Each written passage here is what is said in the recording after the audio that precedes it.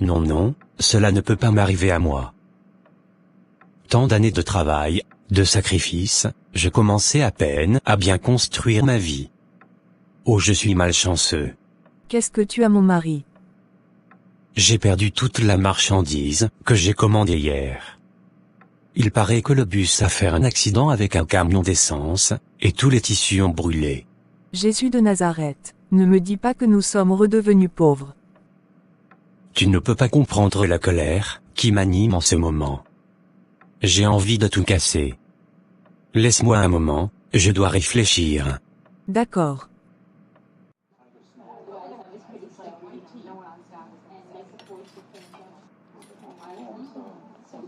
Bonsoir chère cousine, comment ça va? Va droit au but s'il te plaît, je suis très pressé. J'ai un rendez-vous très important. Je veux savoir pourquoi tu as voulu me voir d'urgence? Eh bien, j'ai besoin d'un prêt. Tu es la seule personne à qui je peux demander. J'ai perdu tous mes marchandises aujourd'hui. Désolé mais je ne peux pas t'aider. J'ai effectué d'importantes dépenses dernièrement. Et d'ailleurs je dois y aller, je ne veux pas être en retard, j'ai rendez-vous avec mon prophète. Je suis à la recherche de prophéties sur ma vie. Je dois absolument me marier cette année. Mais pourquoi tu me parles de ton prophète? Moi je te parle d'argent. Mon argent, c'est pour mon prophète. Plus je donne de l'argent, plus il me dit des paroles prophétiques. Je préfère donner pour avoir des prophéties, pour que ma vie sentimentale change, plutôt que de te prêter de l'argent à toi. Waouh, tu es vraiment folle toi. Bonne chance avec ton prophète alors. Je n'arrive pas à croire à ce qui m'arrive. Comment vais-je m'en sortir? Je dois tout recommencer à zéro.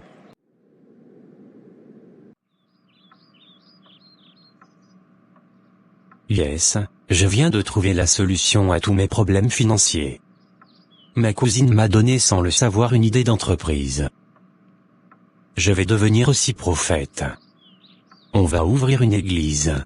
Que dis-tu, chérie? Tu as trouvé de l'argent pour racheter les marchandises. Non, oublie cette affaire, je ne veux plus me gêner dans la vie pour gagner de l'argent. Aujourd'hui j'ai rencontré ma sœur Nathalie, figure-toi qu'elle a refusé de me faire un prêt, parce qu'elle veut aller donner son argent à son prophète. Apparemment elle donne beaucoup d'argent au monsieur. J'ai entendu un pasteur dire sur les réseaux sociaux que l'histoire de Jésus là, il y a beaucoup d'argent dedans. Donc moi-même je vais aller étudier un peu la Bible, puis avec le peu d'économie qui me reste, je vais louer un local et ouvrir mon église. L'église est devenue de nos jours un commerce, pourquoi ne pas aussi en profiter? Mais si Dieu ne t'a pas appelé, comment vas-tu faire pour recevoir les prophéties? Je me suis appelé moi-même pour Dieu. Je verrai comment faire pour avoir les prophéties après, chaque chose en son temps. D'accord chérie, si tu le dis, je te soutiens à 100%. 3 mois après. L'affaire-ci, je ne pensais pas que ce serait aussi difficile. Déjà 3 mois, que j'ai ouvert mon église, et je n'ai que 15 fidèles qui sont en plus, avares en offrant des dîmes. Moi aussi je dois aller chercher du pouvoir, je sais que les fidèles sont à la recherche des prophéties, des miracles et des prodiges. J'irai chercher aussi de la puissance.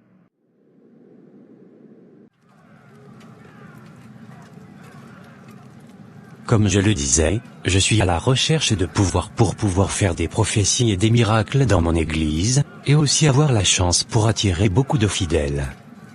Je veux être un prophète célèbre. Ah, il n'y a aucun problème à cela. Beaucoup de personnes viennent ici. Il y a beaucoup de faux hommes de Dieu, qui sont célèbres dans le monde à qui j'ai donné du pouvoir. Donc sois sûr que tu es venu au bon endroit. Je vais te donner un pouvoir de divination, c'est un esprit qui sera avec toi pour te donner des informations sur la vie de tes fidèles. Tu auras aussi un savon de chance et d'envoûtement, pour que tes fidèles croient tout ce que tu leur enseignes. C'est exactement ce que je voulais. Donnez-moi un amen fort. Si vous voulez que je continue à parler de la part de Dieu, dites prêche prophète. Prêche prophète. Le prophète Joachim est vraiment fort. Oui, il connaît absolument tout, que le Saint-Esprit continue de lui révéler les choses sur nos vies. Il y a une sœur dans la salle ici qui a 37 ans, tu t'appelles Julie, et tu cherches un mari. Le Seigneur me révèle en ce moment, que ton futur mari est ici dans la salle. Après le culte, viens me voir dans mon bureau. Le culte d'aujourd'hui est terminé. Que le Seigneur vous raccompagne chacun chez vous au nom de Jésus. Amen. C'est de moi que le prophète parle. Enfin, le Seigneur s'est souvenu de moi. Alléluia. Pasteur, c'est moi la sœur Julie dont vous avez parlé, j'ai 37 ans, et je prie pour le mariage depuis fort longtemps. Oh, merci Seigneur pour ce que tu m'as révélé sur la vie de ta fille. Ma sœur, rends gloire au Seigneur car il s'est souvenu de toi. Cette année même tu seras une femme mariée.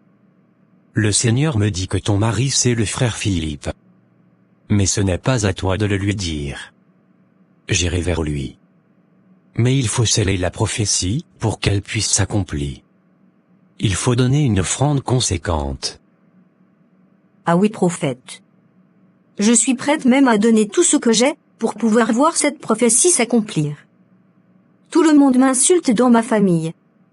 Je rends gloire à Dieu pour cette merveilleuse prophétie. Tu t'imagines que nos revenus ne font qu'augmenter de jour en jour? Les gens sont prêts à tout pour avoir une prophétie. Aujourd'hui une femme a donné $5000 rien que pour pouvoir se marier. Waouh! Quelle grâce! Il est écrit dans 2 Timothée 4, verset 3, « Car il viendra un temps où les hommes ne supporteront pas la saine doctrine, mais, ayant la démangeaison d'entendre des choses agréables, ils se donneront une foule de docteurs, selon leurs propres désirs. » Cette parole s'accomplit vraiment quand je vois la joie des fidèles quand je leur annonce mes fausses prophéties. Et ceci me rend vraiment joyeux.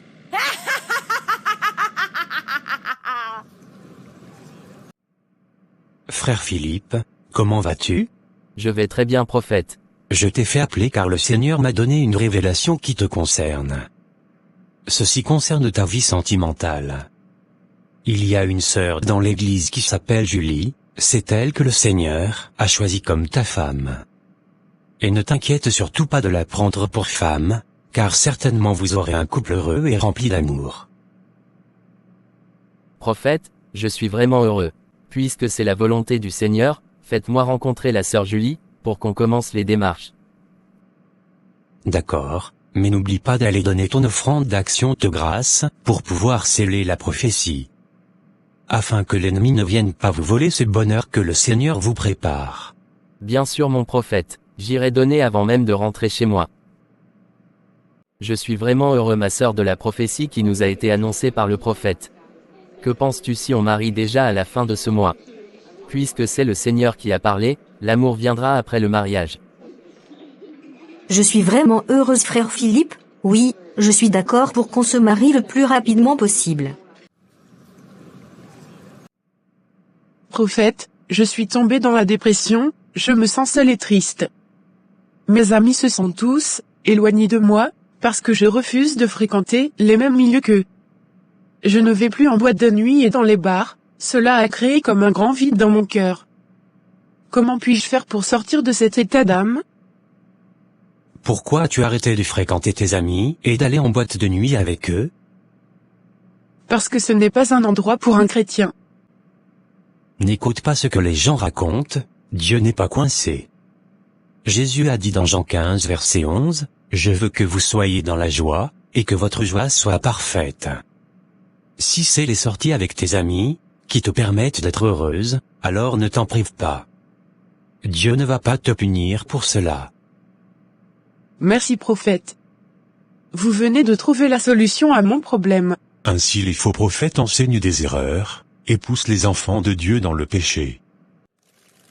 Je suis ému par la grande révélation que le Seigneur m'a donnée cette nuit. Il est écrit dans 1 Corinthiens versets 9 à 10, « Ce que nul homme n'a jamais vu ni entendu, ce à quoi nul homme n'a jamais pensé, Dieu l'a préparé pour ceux qui l'aiment.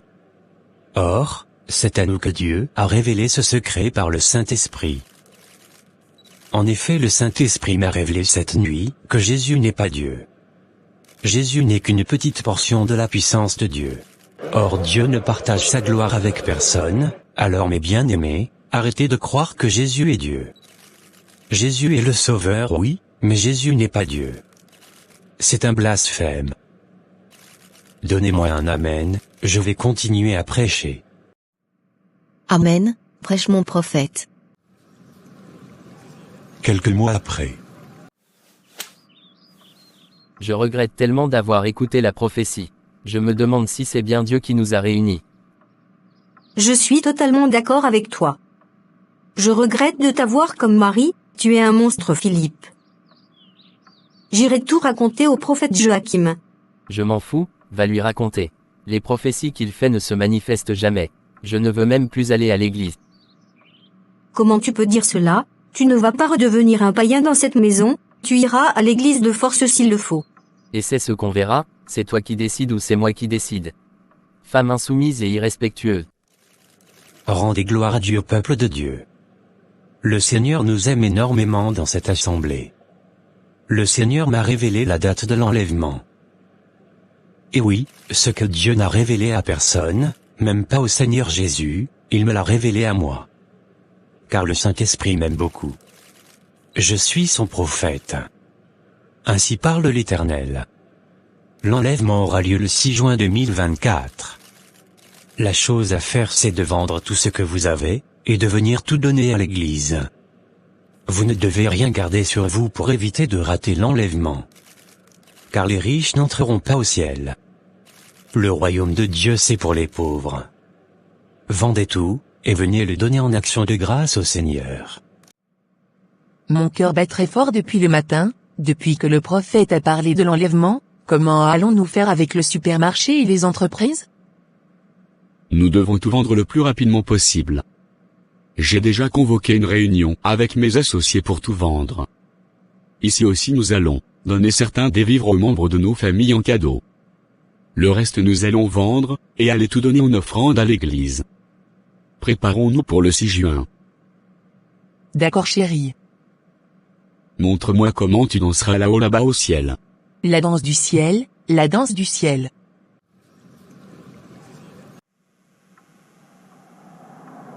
Nous sommes officiellement devenus milliardaires, ma chérie. J'ai reçu de très gros chèques cette semaine. À nous la belle vie, mon mari. Nos enfants ne manqueront jamais de rien. Mais comment tu feras, quand ils vont remarquer que l'enlèvement n'a pas eu lieu? Je trouverai bien un mensonge pour les calmer. Ils n'ont plus de cerveau pour réfléchir. Ils avalent tout ce que je dis sans discernement. Il est 6 heures du matin, aujourd'hui le 8 juin 2024, l'enlèvement n'a pas eu lieu. Et nous avons déjà tout vendu, toutes les prophéties du prophète Joachim n'arrivent jamais. Cette fois-ci, je me suis réveillé de mon sommeil. J'irai porter plainte au commissariat. Je veux récupérer tout mon offrande. Non, tu ne peux pas traîner un homme de Dieu en justice, chérie. Dieu va te punir. Celui-là n'est pas un homme de Dieu. Je ne crois plus en lui. Le prophète m'a menti, j'ai tout vendu à cause de lui. J'irai réclamer mes offrandes. Le Seigneur Jésus a dit dans Matthieu 7 verset 16. Vous les reconnaîtrez à leurs fruits. Cueille-t-on des raisins sur des épines, ou des figues sur des chardons? Les faux prophètes sont des hommes orgueilleux et hautains, qui enseignent des hérésies, des erreurs dans les assemblées. Vous les reconnaîtrez aux enseignements qu'ils donnent, qui sont contraires à la parole de Dieu. Leurs révélations sont en opposition à la parole de Dieu. Ils demandent de l'argent avant de prier pour leurs fidèles. Ils donnent des informations sur la vie et le passé de leurs fidèles. Mais pourtant, ils font des prophéties qui ne se réalisent jamais.